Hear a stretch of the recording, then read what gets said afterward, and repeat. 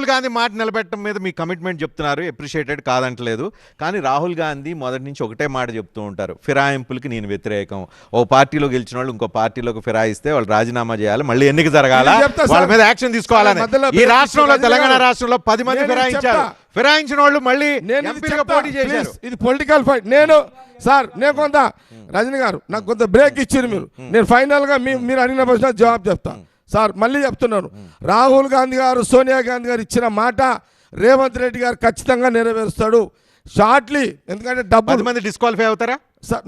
అది కాదు సార్, నేను దాని గురించి కాదు సార్. నేను సెకండ్ మళ్ళీ దానికి వస్తా, మళ్ళీ వస్తాను. నేను 6 గ్యారెంటీల మీద సార్. నంబర్ 1 తులం బంగారం కుటుంబాలకు ఇస్తాం సార్, తప్పకుండా ఇస్తాడు రేవంత్ రెడ్డి. నంబర్ 2 బ్యాలెన్స్ 25 లక్షల మందికి ఇంకా 2 నెలలు అటో ఇటో వాళ్ళకు కూడా పూర్తిగా కంప్లీట్గా రుణమాఫీ జరిగిపోతుంది. దాని తర్వాత 2500 కంప్లీట్ చేస్తాడు తప్పకుండా. ఏదైతే ఎక్కడెక్కడైతే కొంత ఈ 500 గ్యాస్ సిలిండర్ కదా మిస్ అవుతున్నాయో దాన్ని కూడా కంప్లీట్ చేస్తాం సార్.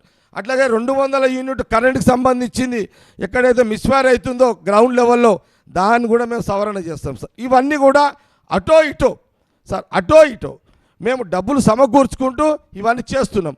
అటో ఇటో మ్యాక్సిమం వీళ్ళంత వరకు 3 నెలల్లో 4 నెలల్లో 5 నెలల్లో 20 సంవత్సరాల అధికారం ఉంటే గానీ వీళ్ళకి కాదు. వీళ్ళు చెప్పేది 20 సంవత్సరాల అధికారం కావాలి. లేదు 5 సంవత్సరాలలో ఖచ్చితంగా చేయలేరు. ఖచ్చితంగా చెప్తున్నాం కదా. నేను చెప్తున్నా, కాంగ్రెస్ పార్టీ జగ్గారెడ్డి చెప్తున్నాడు కదా, ఖచ్చితంగా ముఖ్యమంత్రి రేవంత్ రెడ్డి రాహుల్ గాంధీ డైరెక్షన్ ని 6 స్కీమ్లు పూర్తిగా వీలైనంత వరకు ఇదే. మేము ఇంకా 4 ఏళ్ళు ఉంటాం సార్, ఇంకా 4 ఏళ్ళు ఉంటాము. మేము 6 పథకాలు అమలు చేస్తాము. రజనీ గారు ఈ 4 ఏళ్ళు ఉంటాము.